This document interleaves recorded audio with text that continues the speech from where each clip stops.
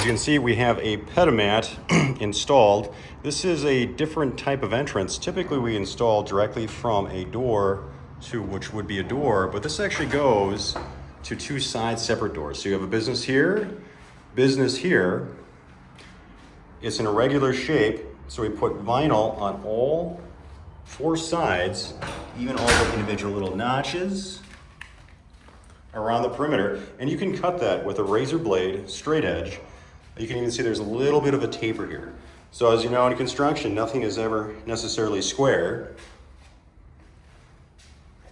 We're finishing around a couple of notches and back to that exterior door.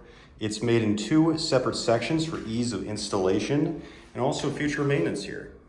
So you can roll back one section, clean, roll it back, or remove the mat entirely to clean it. And we recommend doing that at least once a year.